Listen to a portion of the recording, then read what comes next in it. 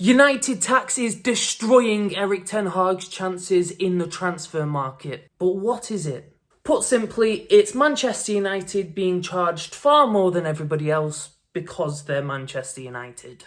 How is this fair? It might not be. But let me tell you why it might be. Before we get into the video, can you please leave a like and subscribe? We're trying to get to 1,000 subscribers and that would really help. If you imagine the transfer window as an actual market, and I'm a market seller person, a stall operator, a tradesman? Anyway, I sell apples, just apples, that I pick from my garden or field or whatever. Anyway, let's call me Brighton. I've nourished these apples. I've grown them into what they are. Along comes this lovely little old lady who's clearly not got that much money, but seems like she really needs an apple. Let's call her Villa. She looks at one of my apples, one of the ones that isn't quite ripe yet, and says, "How much for..." Don't do the old lady voice. She says, "How much for this?" I'm not going to overcharge her. I'm not going to make her pay a fortune. I know she can't afford it. All she'll do is walk away. So I'm going to charge her 50p. She smiles, she takes away the apple, she gives me 50p. She's happy, I'm happy.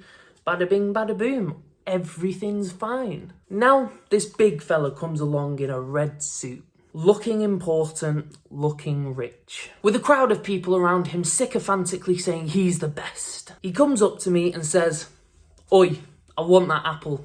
50p, yeah?"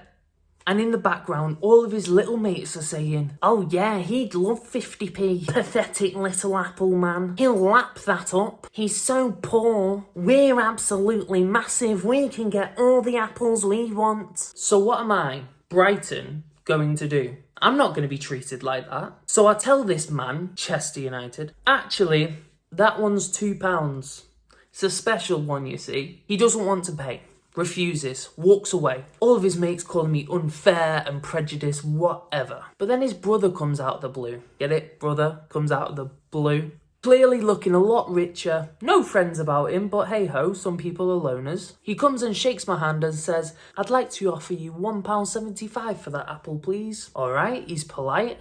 I'm not going to charge him £2 because, you know, he's talked to me properly. And I get to make quadruple what the apple's actually worth. Yeah, let's do it. And as I'm handing him the apple, Big Red will come back, snatch it off me, offer me £3 for it and start taking a load of Instagram photos of his apple, posting it all over Instagram. All his mates cheering, "Yay, we got him, it's amazing, we did so well, we got the apple." That's United tax. United fans feel entitled to the biggest and best transfers in the world. And that entitlement clearly seeps into upper management as well. They don't work intellectually. They never negotiate properly. And they always panic and overpay when another club is involved. Sure, maybe the seller isn't fair for charging more than what he knows the player or the apple to be worth. But he knows how much these customers make.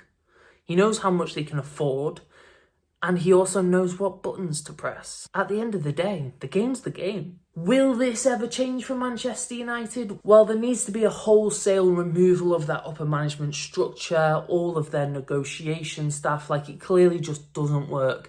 And also, United will have to bring a lot more to negotiations than just higher wages and higher transfer fees. So is that likely? Possibly not. I guess we'll see what the new owners bring. Let us know down in the comments if you think United tax is an actual thing or if it's a figment of fans' imaginations. Leave a like on the video and subscribe to help us get to 1,000. Thank you very much. See you later.